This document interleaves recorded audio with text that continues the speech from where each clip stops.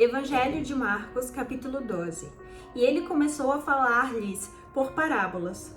Um certo homem plantou uma vinha e colocou em uma cerca viva, e cavou nela um lugar para o lagar, e edificou uma torre, e a deixou com os lavradores, e foi para uma terra distante. E na estação enviou os seus servos aos lavradores para que eles pudessem receber do fruto da vinha. E eles o pegando, espancaram-no e o mandou embora vazio.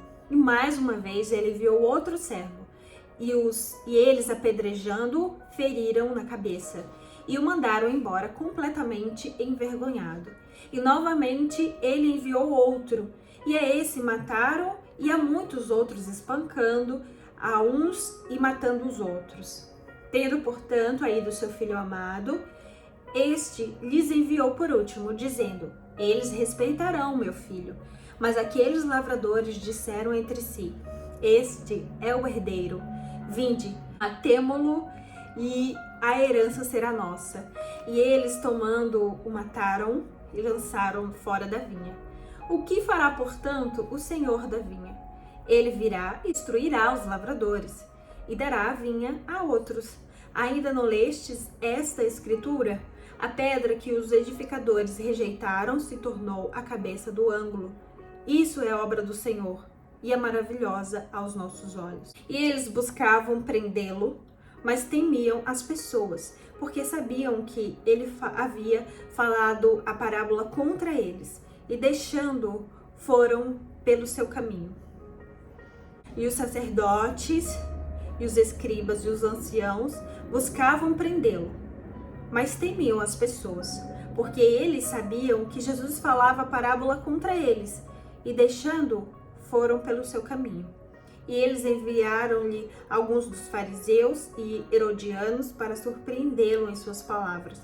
E chegando eles, disseram: Mestre, nós sabemos que és verdadeiro e não te preocupas por causa de nenhum homem, quanto mais a aparência dos homens, mas ensinas o caminho de Deus em verdade. É lícito dar tributo a César ou não? Nós daremos ou não daremos? Jesus, reconhecendo a sua hipocrisia, disse-lhes: Por que me tentas? Trazei-me uma moeda para que eu a veja. E eles a trouxeram.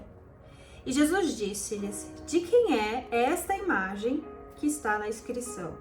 E eles lhe disseram: De César. Jesus respondendo disse-lhes: Dai a César as coisas que são de César, e a Deus as coisas que são de Deus. E eles se maravilharam. Então se aproximaram dele os saduceus, que diziam não haver ressurreição. E eles perguntaram-lhe, dizendo: Moisés nos escreveu que se morresse o irmão de um homem e não deixasse nenhum filho, que seu irmão tomasse a esposa dele e levante descendências a seu irmão. Ora, havia 7 irmãos, e o primeiro tomou a esposa, morreu sem deixar descendência. O segundo a tomou e morreu e não deixou descendência, e o terceiro da mesma maneira. E os 7 a possuíram sem deixar nenhuma descendência. Por fim, depois de todos, morreu também a mulher. Portanto, na ressurreição, quando eles ressuscitarem, de qual será a mulher? E Jesus, respondendo, disse-lhes: Porventura vós não errais em razão de não conhecer as Escrituras nem o poder de Deus? Porque ao ressuscitarem dentre os mortos, eles nem se casam, nem se dão em casamento, mas são como anjos que estão nos céus. E enquanto aos mortos que ressuscitarão, não lestes no livro de Moisés, como Deus lhe falou na sarça, dizendo: Eu sou o Deus de Abraão, Deus de Isaque, o Deus de Jacó. Ele não é Deus dos mortos, mas é Deus dos vivos. Portanto, vós errais grandemente. E vindo um dos escribas, ouvindo-os discutirem e percebendo que lhes havia respondido bem, perguntou-lhe: Qual é o primeiro de todos os mandamentos? Jesus respondeu, dizendo: O primeiro de todos os mandamentos é: Ouve, ó Israel, o Senhor, nosso Deus, é o único Senhor. Tu amarás o Senhor, teu Deus, com todo o teu coração, com toda a tua alma e com toda a tua mente, e com toda a tua força. Este é o primeiro mandamento, e o segundo é semelhante a este: tu amarás o teu próximo como a ti mesmo. Não há outro mandamento maior do que estes. E os escribas lhes disse: bem, mestre, tu dissestes a verdade, pois há um único Deus e não há outro além dele. E de amá-lo com todo o coração e com toda a compreensão e com toda a alma e com toda a força, e de amar ao seu próximo como a si mesmo, é mais do que todas as ofertas queimadas e sacrifícios. E Jesus, vendo que havia respondido sabiamente, disse: tu não estás longe do reino de Deus. E nenhum homem, depois disso, ousou falar. E Jesus respondendo dizia: como dizem os escribas que Cristo é filho de Davi? O próprio Davi disse pelo Espírito Santo: o Senhor disse ao meu Senhor: assenta-te à minha direita, até que eu faça os teus inimigos por escabelo. Porque se Davi mesmo lhe chama de Senhor, como é então seu filho?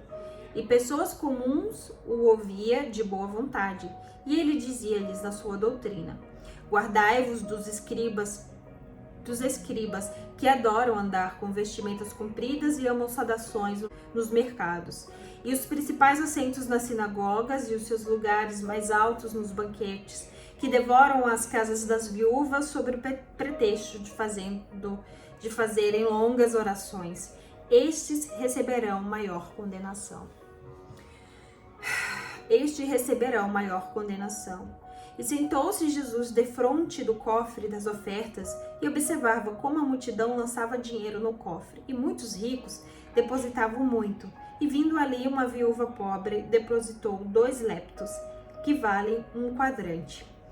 E ele, chamando a si seus discípulos, disse-lhes: na verdade eu vos digo que esta pobre viúva deu mais do que todos os que depositaram ofertas no cofre, porque todos eles depositaram da sua abundância, mas ela depositou tudo o que tinha, todo o seu meio de vida.